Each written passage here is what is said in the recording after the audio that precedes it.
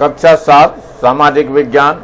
मैं आर.एस. प्रसाद सर आज आप लोगों को अध्याय 2 राज्य की सरकार भाग 1 के प्रश्न उत्तर कराने जा रहा हूं। चलिए देखिए इसमें क्या कुछ है। पहले थोड़ा सा पाठ को समझते हैं। हमारे देश में जो है 2 प्रकार की सरकारें होती हैं। नंबर 1 होती है केंद्र की सरकार और दूसरी होती है राज्य की सरकार। यानी एक तरफ केंद्र जो है अपने नियम बनाते हैं और दूसरी तरफ राज्य भी अपने राज्य में नियम बनाते हैं। तो केंद्र सरकार जो कानून बनाती है वह पूरे देश भारत देश में लागू होता है और ग्राम पंचायतों के चुनाव के लिए हर ग्राम पंचायत को कई वार्डों में बांटा गया है और हर वार्ड में एक पंच का चुनाव होता है। चलिए आगे देखते हैं जरा। पूरे छत्तीसगढ़ में 90 विधानसभा क्षेत्र हैं और 11 लोकसभा क्षेत्र की सीटें हैं। तो ये ध्यान रखना, विधानसभा जो है वो 90 हैं और 11 जो है वो लोकसभा की सीटें हैं हमारे पास। हमारे देश में जिस तरीके से केंद्र एवं सरकारों को बनाया जाता है उसे प्रतिनिधि सरकार कहते हैं। सरकार बनाने व शासन के कामकाज पर असर डालने के लिए लोग खास तरह के संगठन बनाते हैं जिन्हें राजनीतिक दल कहते हैं। हर एक राजनीतिक दल का एक चुनाव चिन्ह व झंडा होता है जिससे उस दल की पहचान बनती है। उम्मीदवार या चुनावी प्रत्याशी उस व्यक्ति को होते हैं जो चुनाव में खड़ा होता है और जिसे वोट दिए जाते हैं। विधानसभा के चुनाव में खड़े होने वाले उम्मीदवारों की आयु कम से कम 25 वर्ष होना जरूरी है और भारत का नागरिक हो, वह पागल या दिवालिया ना हो। विधानसभा क्षेत्र में रहने वाले सभी लोग जिनकी उम्र 18 वर्ष या उससे अधिक है वो वोट डाल सकते हैं। यानी वोट डालने का अधिकार 18 वर्ष से अधिक व्यक्ति के सभी का होता है। अब ये मानचित्र दिया हुआ है। मानचित्र को देख करके अपने विधानसभा क्षेत्र का नाम एवं क्रमांक लिखना है। तो यहाँ विधानसभा क्षेत्र के नाम दिए हुए हैं। तो यहाँ पर हमारे विधानसभा का क्षेत्र जो है रायपुर शहर क्रमांक 49 है। तो ये चित्र में दिए हुए, आपकी किताब में दिया हुआ है, इसमें आप ढूंढ सकते हैं अपने। चलिए अगला है प्रश्न। मान लीजिए आप किसी विधानसभा में चुनाव लड़ रहे हैं तो आप किस प्रकार चुनाव प्रसार करेंगे ये बताना है। तो यदि मैं किसी विधानसभा में चुनाव लड़ रहा हूं तो सर्वप्रथम आम सभाओं के साथ चुनाव प्रचार शुरू करूंगा। यानी सभाओं को एकत्र करूंगा, उसमें अपने भाषण दूंगा और अपने क्षेत्र की विभिन्न समस्याओं के समाधान का आश्वासन जनता को दूंगा। अपनी पार्टी का चुनाव चिन्ह एवं अपने क्षेत्र के विकास के लिए किए जाने वाले कार्यों का पर्चा छपवाकर जगह जगह बंटवाऊंगा। पार्टी के विभिन्न सदस्यों के द्वारा जन जन तक संपर्क कायम करूंगा। इस प्रकार अपने क्षेत्र में चुनाव प्रचार का कार्य करूंगा। ये चुनाव प्रचार के लिए बैनर लगाते हैं, अपने झंडे रखते हैं और चुनाव चिन्ह को लेकर के साथ में चलते हैं और पूरे मोहल्ले गली में घूमते रहते हैं इसके लिए। और इसी तरह से जनसभाएं भी करी जाती हैं जिससे अपने को क्या क्या उसको सुविधा देनी है, क्या तरक्की करनी है, कहाँ सफाई करवानी है, कहाँ बिजली पानी देना है और कहाँ पे स्वच्छता का ध्यान रखना है। इस तरह की जनसभाएं संबोधित करके अपने विचारों को प्रकट करते हैं जिससे वो अपना प्रतिनिधित्व को पक्का कर सकें। यह है किसी भी राज्य को विधानसभा के चुनाव के लिए अलग अलग विधानसभा क्षेत्रों में क्यों बांटा जाता है, इसका उत्तर देना है आपको। राज्य को विधानसभा के चुनाव के लिए अलग अलग विधानसभा क्षेत्रों में इसलिए बांटा जाता है ताकि उस क्षेत्र के प्रतिनिधि जनता द्वारा चुने जाएं एवं अपने क्षेत्र के विकास एवं प्रगति के लिए कार्य कर सकें। यदि प्रदेश को अलग अलग विधानसभा क्षेत्रों में नहीं बांटा जाएगा तो पूरे प्रदेश का विकास कोई एक प्रतिनिधि नहीं कर पाएगा। उसे पूरे प्रदेश का दौरा करना एवं उसकी समस्याओं का समाधान करना बहुत मुश्किल हो जाएगा। इस कारण राज्य को अलग अलग विधानसभा क्षेत्रों में बांटा जाता है जिससे आसानी से विकास हो सके। अगला है हमारे पास छत्तीसगढ़ विधानसभा में किसी भी दल को बहुमत प्राप्त करने के लिए कितनी सीटों की आवश्यकता होती है। तो पहले तो सब कुछ पता होना चाहिए कि कितने विधानसभा में कुल सीटें हैं। तो छत्तीसगढ़ की विधानसभा में किसी भी दल को बहुमत प्राप्त करने के लिए 2/3 सीटों की आवश्यकता होती है। इस प्रकार छत्तीसगढ़ में कुल कितनी है, 90 विधानसभा क्षेत्र हैं। अतः जो भी दल 46 सीटों पर विजयी होगा उसे बहुमत मिल जाएगा। ये कितना है, 46 जो है 90 का 2/3 है। किसी भी विधानसभा क्षेत्र में चुने गए प्रतिनिधि की मुख्य जिम्मेदारी क्या होती है। तो किसी भी विधानसभा क्षेत्र में चुने गए प्रतिनिधि की यह जिम्मेदारी होती है कि वह अपने क्षेत्रों में लोगों की राय को जाने और लोगों की समस्याओं को सुने और उन्हें हल करने का प्रयास करे तथा सरकार तक पहुंचाए, अपने विधानसभा क्षेत्र के विकास एवं उन्नति के लिए अथक प्रयास करे और समय समय पर अपने क्षेत्र का दौरा करता रहे। अगर आप विधायक होते तो अपने क्षेत्र के लिए क्या क्या कार्य करते, तो ये उत्तर है इसका। अगर मैं विधायक होता तो मैं अपने क्षेत्र के विकास के लिए गरीबी दूर करने का उपाय ढूंढता, लोगों को जमीन के पट्टे दिलवाता और गांव-गांव में बिजली, पीने का पानी, स्कूल, अस्पताल की सुविधा उपलब्ध कराता, जन समस्याओं को सुनता तथा उसे दूर करने का प्रयास करता तथा अपने विधानसभा का दौरा कर समय समय पर समस्याओं से रूबरू होकर समस्याओं का निदान करने का प्रयास करता। तो इतना सब कुछ करना पड़ता है। अब वोट देने के लिए वोटिंग मशीन ये होती है जिसपे सबके चुनाव चिन्ह बने होते हैं और ये बगल में ये बटन जो दिखाई दे रहे हैं, ये बटन दिख रहे हैं आपको, इसे दबा करके प्रत्याशी को वोट डाला जाता है। और ये बगल में एक और ये मशीन लगी हुई है, ये इसकी काउंटिंग करती रहती है, कितना इसमें काउंटिंग हुई है उसको यहाँ पे दर्शाती रहती है। अब चलते हैं वोट देते कैसे हैं, ये छिपा दिया जाता है जिससे कोई देखने ना पाए। वोट इनका चूंकि अधिकार जो है ये अपना बहुमूल्य होता है और किसी को भी पता नहीं चलना चाहिए, गुप्त होता है ये। तो इस तरह से जो है इसको मशीन को छिपा करके वोटिंग की जाती है, यहाँ तक कि अधिकारी गण भी उसको नहीं देख पाते हैं। तो ये अधिकारी गणों की देखरेख में ही किया जाता है।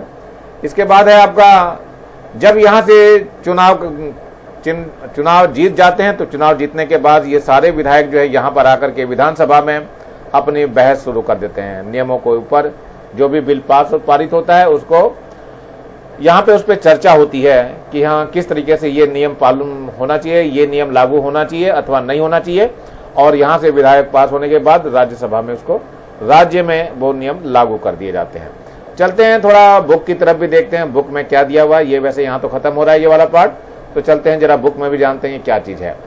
ये है राज्य की सरकार भाग 1 का ये लेसन चल रहा था। इसमें सरकार के बारे में बताया गया है। तो हमारे देश में 2 प्रकार की सरकारें हैं, एक केंद्र सरकार है, दूसरी क्या है, राज्य सरकार है, जो मैंने अभी बताई आपको। क्या है इसमें, छत्तीसगढ़ राज्य सरकार है और केंद्र की है ये।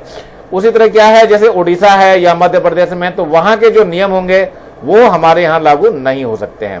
तो अपनी अलग अलग सरकारें हैं इनकी, वे अपने राज्यों में कानून बनाती है और केंद्र सरकार जो कानून बनाती है वो पूरे भारत में लागू होता है। लेकिन राज्य सरकारें जो कानून बनाती हैं वो केवल उनके ही राज्य में लागू होता है।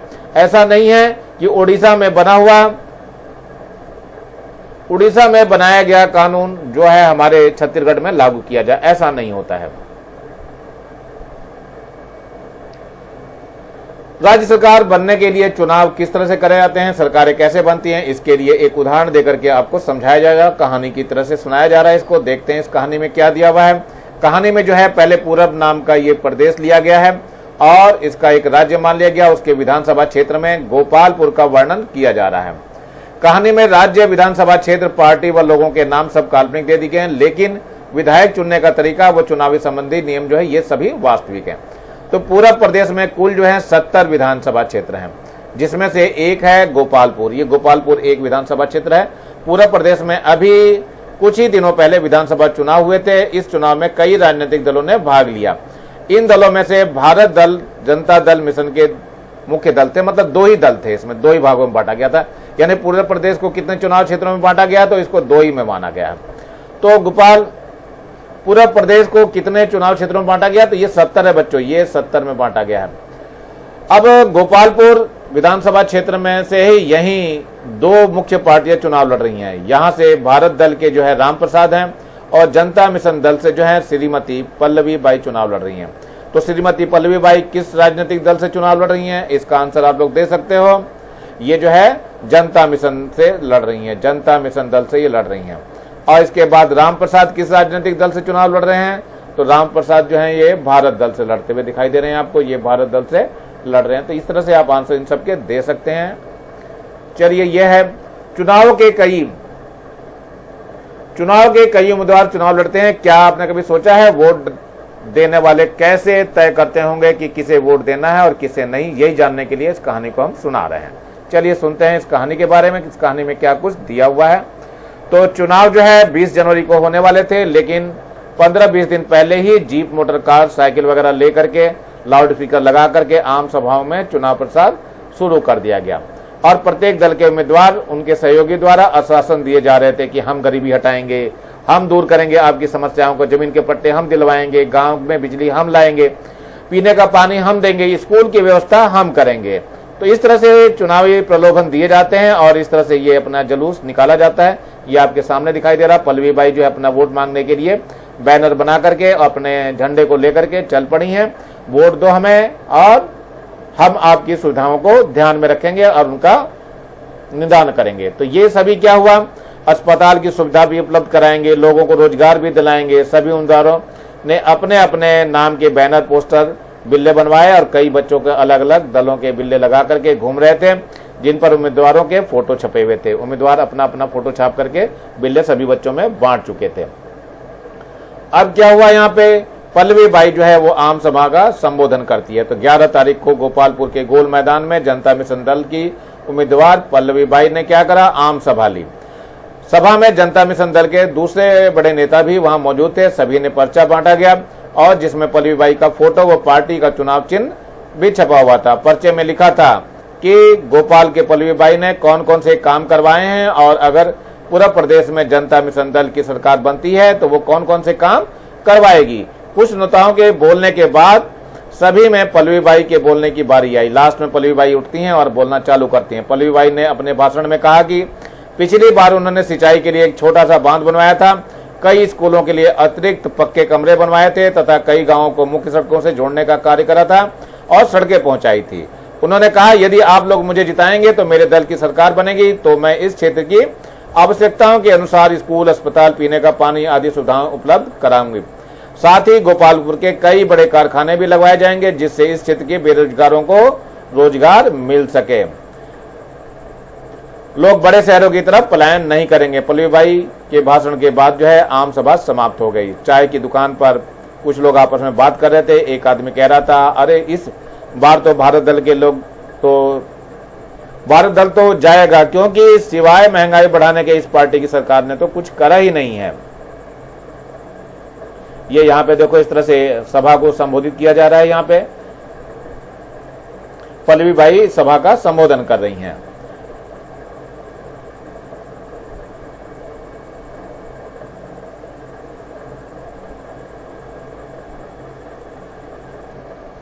एक दूसरे व्यक्ति ने कहा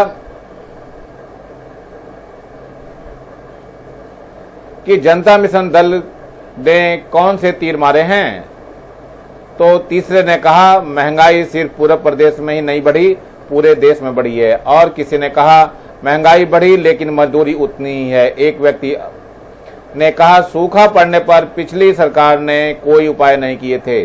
तभी चाय की दुकान पर एक नया व्यक्ति आया। उसने बड़ी उत्सुकता से बताया कि फूल बस्ती में भारत दल के लोग कंबल बांटते पकड़े गए हैं। अरे तो क्या हुआ, जनता मिशन दल वाले भी तो कुछ कम नहीं हैं, गरज गली साड़ियां बांट रहे थे। किसी ने और कुछ जवाब दिया। इस प्रकार क्या हुआ, चुनाव प्रचार चला और 18 तारीख की शाम को चुनाव प्रचार शोरगुल शांत करते हुए बंद हो गया। तो कहानी के अनुसार सब कुछ इसमें बताया गया है। आपको सारी चीजें आपको बता दी गई है मैंने। अब इसके बाद यहाँ आते हैं विधानसभा क्षेत्र में क्या होता है। अब इसमें पंचायत वार्ड में केवल 50 से 100 मतदाता होते हैं, किंतु एक विधानसभा क्षेत्र में 1 लाख या उससे अधिक मतदाता होते हैं। कई लोग जो है कई गांव और कई कस्बे में रहते हैं। बड़े बड़े शहर तो कई किलोमीटर तक फैले होते हैं, उनमें कई लाख लोग रहते हैं। इसलिए बड़े शहरों में से 1 से अधिक विधानसभा चुनाव क्षेत्र होते हैं। जैसे रायपुर में 4 विधानसभा क्षेत्र हैं। हर विधानसभा चुनाव क्षेत्र में 1 विधायक चुना जाता है। पूरे छत्तीसगढ़ में 90 विधानसभा क्षेत्र हैं, यानी 90 विधायक चुने जाते हैं यहाँ पर। तो ये दिखा रखे यहाँ पर कौन कौन से हमारे पास विधानसभा क्षेत्र हैं, उनके नंबर क्या हैं। मैं एक एक करके बताना शुरू करता हूँ। तो ये विधानसभा क्रमांक यहाँ दिया हुआ। नंबर 1 में भरतपुर और सोनहत है, कोरिया के जिले में नाम में है ये। तो चलते हैं थोड़ा सा और आगे देखते हैं। नंबर 2 में कौन है, ये मनेन्द्रगढ़ है, कोरिया में है ये। और नंबर 3 पे है बैकुंठपुर है, कोरिया में। इसके बाद नंबर 4 पे जो है प्रेमनगर है, सूरजपुर में। इसके बाद नंबर 5 है भाटागांव, सूरजपुर में है। इसके बाद नंबर 6 है प्रतापपुर, बलरामपुर, सूरजपुर में है। इसके बाद नंबर 7 है रामानुजगंज, ये है बलरामपुर में। नंबर 8 है सामरी, सामरी है बलरामपुर में। इसके बाद नंबर 9 है लुंड्रा, लुंड्रा कहाँ है, सरगुजा में है। इसके बाद नंबर 10 जो है वो अंबिकापुर में है, सरगुजा है ये। और 11वां जो है सीतापुर है, ये भी सरगुजा में है। और 12वां जो है वो जसपुर में है, ये भी जसपुर में ही है। 13वां जो है कुनकुरी है जसपुर में। और 14वां आपका आ गया पत्थलगांव, पत्थलगांव भी जसपुर में ही है। 15वां है लैलुंगा, लैलुंगा रायगढ़ में है। और 16वां जो है रायगढ़ है, रायगढ़ रायगढ़ में ही है। इसके बाद आता है 17वां, 17वां जो है सारंगढ़ है, ये रायगढ़ में ही है। फिर इसके बाद 18वां आता है खरसिया, खरसिया जो है रायगढ़ में है। नंबर 19 आता है धर्मजयगढ़, ये है रायगढ़ के अंदर ही। नंबर 20 आता है रामपुर, रामपुर कहाँ है, कोरबा में है। फिर 21 नंबर आता है कोरबा, कोरबा बेचारा कोरबा में ही है। 22वां है कटघोरा, कटघोरा कहाँ आता है, कोरबा में ही आता है। नंबर 23 है पाली, तानाखार है, ये कोरबा के अंदर आता है। नंबर 24 जो है ये मरवाही है, ये है गोरेला और मरवाही पेंड्रा में आता है। नंबर 25 है कोटा, कोटा कहाँ आता है, बिलासपुर में आता है। नंबर 26 है लोमरी, लोमरी है मुंगेली में। नंबर 27 है मुंगेली, मुंगेली मुंगेली में ही है। और नंबर 28 है तगतपुर, तगतपुर बिलासपुर में आता है। नंबर 29 है बिल्हा, बिल्हा कहाँ है, बिलासपुर मुंगेली में आता है। नंबर 30 है बिलासपुर, बिलासपुर कहाँ आता है, बिलासपुर में ही है। और नंबर 31 है बेलतरा, बेलतरा जो है वो बिलासपुर में आता है। नंबर 32 है मस्तूरी, मस्तूरी कहाँ है, बिलासपुर के अंदर है। नंबर 33 आता है अलकतरा, अलकतरा कहाँ है, जांजगीर चांपा में है। फिर नंबर 34 आता है जांजगीर चांपा, ये जांजगीर चांपा में ही है। और नंबर 35 है शक्ति, शक्ति है जांजगीर चांपा में। नंबर 36 है चंद्रपुर, चंद्रपुर कहाँ आता है, जांजगीर चांपा में ही आता है। नंबर 37 है ये है जयजयपुर, जयजयपुर कहाँ आता है, जांजगीर चांपा में ही आता है। 38 नंबर जो है ये पामगढ़ में आता है, पामगढ़ कहाँ है, जांजगीर चांपा में। नंबर 39 जो है वो सरायपल्ली है, ये महासमुंद में आता है। नंबर 40 बसना, बसना महासमुंद में आता है। 41 नंबर पे आता है खल्लारी, खल्लारी कहाँ है, महासमुंद के अंदर है। नंबर 42 आता है महासमुंद, महासमुंद बेचारा महासमुंद में ही है। नंबर 43 जो है बिलाईगढ़ है, बिलाईगढ़ कहाँ आता है, बलौदा बाजार भाटापारा। फिर नंबर 44 है कसडौल, कसडौल कहाँ आता है, बलौदा बाजार भाटापारा में आता है। और इसके बाद 45 नंबर पे है बलौदा बाजार, बलौदा बाजार, बलौदा बाजार भाटापारा रायपुर में ही आता है। और नंबर 46 है भाटापारा, भाटापारा कहाँ आता है, बलौदा बाजार और भाटापारा में ही रहता है। नंबर 47 पे धरसींवा है, धरसींवा को आप लोग अच्छी तरह से जानते हो, ये रायपुर में आता है। फिर नंबर 48 है रायपुर ग्रामीण है, रायपुर में ही है। नंबर 49 है ये रायपुर नगर पश्चिम है, ये रायपुर में ही है। 50 नंबर जो है रायपुर नगर उत्तर है, ये भी रायपुर में ही है। और इसके बाद नंबर आता है दक्षिण का, तो ये 51 नंबर है रायपुर नगर दक्षिण में आता है, जो कि रायपुर में ही है। नंबर 52 है आरंग, आरंग आता है रायपुर के अंदर। नंबर 53 है अभनपुर, अभनपुर काय में आता है, रायपुर में आता है। नंबर 54 जो है राजिम है, राजिम आता है गरियाबंद में। नंबर 55 है बिंद्रा नवागढ़, यह आता है गरियाबंद में। नंबर 56 है सिहावा, सिहावा आता है धमतरी में। नंबर 57 है कुरुद, कुरुद आता है धमतरी के अंदर। और नंबर 58 है, देखते हैं क्या है, नंबर 58 क्या आता है, धमतरी है, धमतरी जो है वो धमतरी में ही है। नंबर 59 है संजारी बालोद, संजारी बालोद बालोद में ही आता है। नंबर 60 आ गया डोडी लोहरा, ये आता है बलौदा में। 61 नंबर है गुडरदेही, गुडरदेही कहाँ आती है, बालोद में है। नंबर 62 पे आता है पाटन, पाटन जो है दुर्ग के अंदर है। और नंबर 63 है दुर्ग ग्रामीण, ये आता है दुर्ग में ही। फिर नंबर 64 है दुर्ग शहर है, दुर्ग में ही आता है। फिर 65 है ये है भिलाई नगर, भिलाई नगर भी दुर्ग में ही है। नंबर 66 है वैशाली नगर, वैशाली नगर आता है दुर्ग के अंदर। 67 नंबर में अहिवारा है, जो कि दुर्ग के अंदर आता है। 68 नंबर पे साजा है, साजा भी दुर्ग बेमेतरा में आता है। इसके बाद 69 यानी कि 69 बेमेतरा है, बेमेतरा जो है दुर्ग बेमेतरा में ही है। और नंबर 7 जो है नवागढ़ है, नवागढ़ आता है बेमेतरा के अंदर। और 71 नंबर है पंडरिया, पंडरिया आता है कबीरधाम में। नंबर 72 है कवर्धा, कवर्धा आता है कबीरधाम के अंदर। फिर अगला नंबर आता है हमारा खैरागढ़ का, ये है 73 नंबर पे खैरागढ़, खैरागढ़ कहाँ आता है, राजनांदगांव में। फिर 74 नंबर है डोंगरगढ़, डोंगरगढ़ आता है राजनांदगांव में।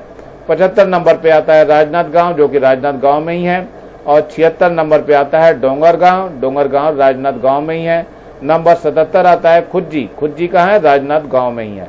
नंबर 78 है, ये मोहला मानपुर में है, मोहला मानपुर है, राजनांदगांव में आता है। और अगला नंबर आता है जो कि 79 है, अंतगढ़ है, अंतागढ़, अंतागढ़ कहाँ था? उत्तर बस्तर कांकेर में है। फिर नंबर 80 पे आता है भानु प्रतापपुर, ये उत्तर बस्तर कांकेर में आता है। और 81 नंबर पे है कांकेर, कांकेर आता है उत्तर बस्तर कांकेर में। नंबर 82 है, ये केसकाल है, केसकाल घाटी के नाम से जानते हैं इसको, ये कोटगांव में आता है। नंबर 83 जो है कोटगांव है, कोटगांव कोटगांव में ही है। और नंबर 84 है नारायणपुर, नारायणपुर आता है कोटगांव नारायणपुर में ही, ये बस्तर जगदलपुर में है। नंबर 85 है, ये बस्तर है, बस्तर बस्तर में ही आता है, यानी जगदलपुर में ही है। नंबर 86 पे आता है जगदलपुर, जगदलपुर कहाँ है? बस्तर और जगदलपुर सुकमा में आता है। नंबर 87 है चित्रकूट, चित्रकूट तो बहुत फेमस है, जानते हैं आप लोग भी, ये बस्तर जगदलपुर सुकमा में आता है। नंबर 88 है दंतेवाड़ा, दंतेवाड़ा दक्षिण बस्तर दंतेवाड़ा में आता है। और 89 है बीजापुर, ये बीजापुर में ही आता है। नंबर 90 है कोंटा, कोंटा कहाँ आता है? सुकमा में आता है। इस तरह से आपको ये चित्र में भी ये सारे दिखाए गए हैं, चित्र में बुक में आप लोग आसानी से देखेंगे, सभी के जो है दिए हुए हैं। इसके सामने बिलासपुर, रायपुर, ये ग्रामीण दिया हुआ है आपको, ये सारी चीजें आपको चित्र में उसमें दिखाया, नक्शे में सब दिखा रखा है। अब आते हैं प्रतिनिधि के बारे में बात करते हैं। प्रतिनिधि क्या है? हमारे देश में जिस तरीके से केंद्र व राज्य सरकारों को बनाया जाता है उसे प्रतिनिधि सरकार कहते हैं। इस राज्य में इतने सारे लोग हैं कि वे सब जगह मिलकर के कानून नहीं बना सकते, न ही कोई जरूरी निर्णय ले सकते हैं। तब कुछ लोगों को सरकार कामकाज में शामिल करने के लिए यह तरीका सोचा गया कि राज्य के लोग अपने अपने क्षेत्रों से प्रतिनिधियों को चुन लें और राज्य के अलग अलग विधानसभा क्षेत्रों से लोगों के प्रतिनिधि विधायक होते हैं। यही जिम्मेदारी होती है उनके कि वे अपने क्षेत्र के लोगों की राय को जानें और लोगों की समस्याओं को सुनें और उसे हल करने का प्रयास करें तथा सरकार तक उनकी बात को पहुंचाएं। राजनीतिक दल क्या होते हैं, इसके बारे में बताना है। देखो, राजनीतिक दल सरकार बनाने व सरकार शासन से कामकाज पर असर डालने के लिए लोग खास तरह के संगठन बनाते हैं जिन्हें राजनीतिक दल कहते हैं। ये राजनीतिक दल चुनाव में भाग लेते हैं। राजनीतिक दल आमतौर पर ऐसे लोगों का समूह होता है जो एक ही तरह के विचारों को मानते हैं। ये दल लोगों के जीवन से जुड़ी समस्याओं को हल करने के लिए उनके उपाय ढूंढते हैं और उपाय सुझाते हैं। उदाहरण के लिए किसी राजनीतिक दल का यह विचार हो सकता है कि किसी देश में गरीबी व बेरोजगारी की समस्याएं इसलिए हैं कि खाने कमाने व रोजगार के अवसर नहीं है और जमीन जैसे साधन सबके पास उपलब्ध नहीं है। किसी अन्य राजनीतिक दल का यह विचार हो सकता है कि जनसंख्या बढ़ने के कारण देश में गरीबी बेरोजगारी जैसी समस्याएं बढ़ी है। तो हर राजनीतिक दल का एक चुनाव चिन्ह व झंडा होता है जिससे वह दल की पहचान बनती है। छत्तीसगढ़ में मान्यता प्राप्त राजनीतिक दल भारतीय जनता पार्टी है, भारतीय राष्ट्रीय कांग्रेस है, बहुजन समाज पार्टी है, समाजवादी पार्टी है, भारतीय कम्युनिस्ट पार्टी है, मार्क्सवादी कम्युनिस्ट पार्टी है। इस तरह की कई सारी पार्टियां हैं हमारे देश राज्य में। अब यह उम्मीदवार वोट डालते कैसे हैं? ये वोटिंग मशीन आपको दी हुई है, इलेक्ट्रॉनिक वोटिंग मशीन है, इसकी सहायता से ही वोट डाला जाता है। अब ये बताया गया है ये वोट डाला कैसे जाता है। विधानसभा या दूसरे चुनाव में अलग अलग राजनीतिक दलों को लोग चुनाव लड़ते हैं और ये दल हर चुनाव में अपने उम्मीदवार खड़े करते हैं। उम्मीदवार या चुनाव प्रत्याशी उस व्यक्ति को कहते हैं जो चुनाव में खड़ा होता है, जिसे वोट दिए जाते हैं। अगर कोई व्यक्ति किसी दल में नहीं है तो उस पर चुनाव लड़ना चाहता है तो वह स्वतंत्र रूप से चुनाव में खड़ा हो सकता है। ऐसे उम्मीदवार निर्दलीय कहलाते हैं क्योंकि वो किसी भी दल से संबंध नहीं रखते हैं। विधानसभा के चुनाव में खड़े होने वाले उम्मीदवारों को कम से कम 25 वर्ष का होना जरूरी है। साथ ही यह भी जरूरी है कि वह भारत का नागरिक हो। ऐसा नहीं कि विदेश का भी हो और वो भी आगे चुनाव लड़ना चालू कर दे। विधानसभा क्षेत्र में रहने वाले सभी लोग इसकी उम्र 18 वर्ष या उससे अधिक होती है वोट डाल सकते हैं। ये वोट डालने का अधिकार 18 वर्ष के बाद ही मिलता है। पहले वह अपना नाम मतदाता सूची में वोट डलवाते हैं, यानी वोट डालने वाली सूची में दर्ज कराते हैं, तभी जाकर के वोट का अधिकार पाते हैं। तो ये गोपालपुर में मतदान चालू हो गया है। अब देखिए जरा मतदान के लिए ये लोग वोट डालना चालू कर दिए हैं, किस तरीके से वोट को छिपा करके डाला जा रहा है। तो 20 जनवरी की सुबह वोट डालने का काम शुरू हुआ। मतदान केंद्रों के सामने लंबी लंबी कतारें लगी हुई थी। एक आदमी दरवाजे के पास बैठा था, उसके पास लंबी सूची थी। वोट डालने वाले पहले उसके पास जाते, सूची में जिसका नाम होता, उसके बाएं हाथ की उंगली पर नाखून पर वह व्यक्ति एक अमिट स्याही लगाकर के हस्ताक्षर करवाता और कमरे के कोने में एक मतदान कक्ष बूथ बना होता है, उसमें जाते थे, जहां पर एक इलेक्ट्रॉनिक वोटिंग मशीन रखी हुई होती थी। वहां मतदान को वोट डालने के लिए भेजा जाता था और मतदान मशीन में बटन दबा करके वोट देता और बाहर चला जाता था।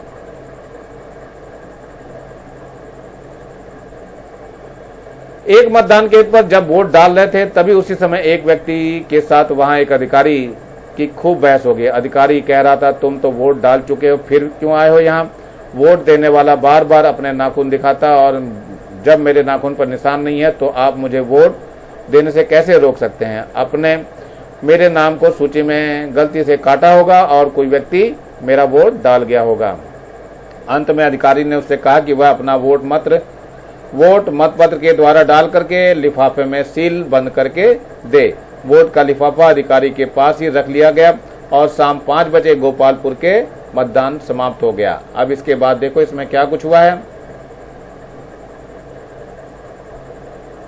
अब इसके बाद होती है वोटों की गिनती। तो वोटों की गिनती जरा देखो, 2 दिन बाद पूरा प्रदेश में 70 विधानसभा क्षेत्रों में वोटों की गिनती शुरू हो गई। थोड़ी थोड़ी देर बाद जो है खबर आती थी किस विधानसभा क्षेत्र में कौन कौन से उम्मीदवार को कितने कितने वोट मिले हैं। पूरा प्रदेश राज्य के अधिकांश लोग सभी कामकाज छोड़ करके टीवी के सामने बैठे थे। जिस दल का उम्मीदवार आगे होता था उस दल के समर्थक पटाखे फोड़ते थे। गोपाल में भी न्यायाधीश कार्यालय के वोट की गिनती हो रही थी। दोपहर तक सभी केंद्रों में वोटों की गिनती पूरी हो गई। जनता मिशन दल पल्लवी बाई को 45,202 वोट मिले और भरत दल को रामप्रसाद को 40,502 वोट मिले।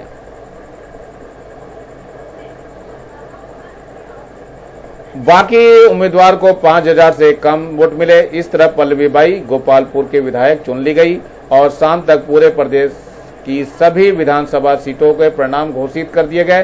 पूरे राज्य की 70 विधानसभा सीटों के लिए जीते गए विधायकों को उनके दलों के अनुसार गिने तो उनकी तालिका बनाई गई और ये तालिका बनाने के बाद दिया गया। जनता मिशन के कुल 38 निकले और भारत दल के 28 निकले, अन्य दल के 3 निकले और निर्दलीय जो था वो 1 जीत गया था, वो भी इसमें शामिल हो गया है। तो ये जो है अब नेता चुनने के लिए विधायक दल की बैठक कैसे होती है। देखो पूरा प्रदेश में क्या हुआ। चुनाव परिणामों के आने के बाद जनता दल मिशन दल के विधायकों की अपना नेता चुनने के लिए बैठक हुई। उन्होंने सरकार बनाने के लिए जरूरी आधे से अधिक सीट मिल गई, यानी पूरा प्रदेश की विधानसभा में जनता मिशन दल को बहुमत मिल गया। पूरा प्रदेश की राजधानी चारूपुर में जनता मिशन के विधायकों की बैठकों से पहले जनता मिशन के सभी बड़े नेता विधायकों से मिल रहे थे। वे यह जानने की कोशिश कर रहे थे कि विधायक अपने नेता बनना चाहते थे, तो 2-3 नामों पर चर्चा अधिक हो रही थी। रवि प्रसाद, बोहरन भाई, पल्लवी बाई के नाम चर्चा में थे, यानी इनमें से किसको मुखिया बनाया जा। 3 बजे तक बैठक शुरू हुई। शाम को विधायक करनाल पल्लवी बाई का नाम विधायक के दल के नेता के लिए प्रस्तावित किया गया। पल्लवी बाई के नाम का कई विधायकों ने एक साथ समर्थन किया। जनता मिशन दल के बाहर आए एक बड़े नेता ने पूछा, इस पर किसी को आपत्ति तो नहीं है? अधिकांश विधायकों ने एक साथ कहा नहीं। इस तरह पल्लवी बाई को जनता मिशन दल के विधायकों का नेता चुन लिया गया। ये नेता का इस तरह से चुनाव होता है। अब चलते हैं पूरा प्रदेश की तरफ। इसमें जनता मिशन का मंत्रिमंडल कैसे बना रहे हैं, कैसे सरकार अपना बनाने के लिए मंत्रिमंडल बना रही है। तो पल्लवी बाई ने पूरा प्रदेश की राज्यपाल से मिलकर के बताया कि उनके दल को आधे से अधिक सीटें मिली हैं और जनता मिशन दल के विधायकों ने उन्हें अपना नेता चुना है, इसलिए उन्हें सरकार बनाने के लिए बुलाया जाए। 5 फरवरी को पल्लवी बाई को पूर्व प्रदेश के राज्यपाल ने मुख्यमंत्री नियुक्त किया और पल्लवी बाई ने अपने दल के 12 विधायकों के साथ मंत्री पद की शपथ ली। इस तरह पूर्व प्रदेश में जनता मिशन दल का मंत्रिमंडल बन गया। इस तरह से हमारी राज्य सरकार चलना शुरू होती है। बच्चों, पूरा प्रदेश के चुनाव परिणामों की तालिका देखें। इस तालिका में जनता मिशन ने 38 सीटें मिली और जो पूर्व प्रदेश की विधानसभा 70 सीटों में कुछ आधे से कुछ अधिक। किसी राज्य में विधानसभा के चुनाव के बाद जिस दल को आधे से अधिक सीटें मिली उसे बहुमत दल कहते हैं। जैसे हिमाचल प्रदेश में 68 सीटें हैं, तो जिस दल के पास 35 सीटें होंगी वह दल बहुपंथ कहलाएगा। यदि एक दल के पास सरकार बनाने के लिए आधे से अधिक सीटें न हो तो कई दल आपस में मिलकर के उनकी सीटों की संख्या आधे से अधिक हो जाए तो वे सरकार बना सकते हैं। जिस तरह पूर्व प्रदेश में जनता मिशन के विधायकों ने पल्लवी बाई को अपने विधायक दल का नेता चुना था, उसी तरह से किसी भी राज्य के आधे से अधिक सीटें जीतने वाला दल अपने विधायक दल का नेता चुनता है, जिससे राज्यपाल मुख्यमंत्री के रूप में शपथ दिलाते हैं और राज्यपाल मुख्यमंत्री की सलाह पर अन्य मंत्रियों की नियुक्ति करता है। मुख्यमंत्री और अन्य मंत्रियों को मिलाकर किसी भी राज्य का मंत्रिमंडल बनता है और मुख्यमंत्री का मंत्रिमंडल तब तक काम करता है जब तक उसे विधानसभा में बहुमत हासिल हो। विधानसभा में बहुमत न रहने पर मुख्यमंत्री किसी अन्य मंत्रियों को अपने पद छोड़ने पड़ते हैं। इस तरह से अभ्यास के प्रश्न शुरू होते हैं। अभ्यास के प्रश्न मैंने करा दिए हैं। इस तरह से आप लोगों को क्या करना है, ये जो है अब मंत्रिमंडल चुनने के बाद जो है ये आप लोग अब कानून पे अपना चर्चा, जो नियम बनाते हैं तो कानून बनाए जाते हैं उस पर ये चर्चा करते हैं। नीचे लाल रंग का बटन दिखाई दे रहा है, इसको दबा के सब्सक्राइब कर लेंगे और ज़्यादा से ज़्यादा बच्चों को शेयर करेंगे जिससे ज़्यादा बच्चों का फायदा हो, और मेरे वीडियो को कम से कम लाइक करेंगे और कमेंट्स करेंगे जिससे मुझे पता चलता रहे कि आप लोग मेरा वीडियो देखते रहते हैं और आपको कैसा लग रहा है। Thank you, have a nice day. इसी के साथ मैं RS प्रसाद सर आज का वीडियो यहीं समाप्त करता हूँ।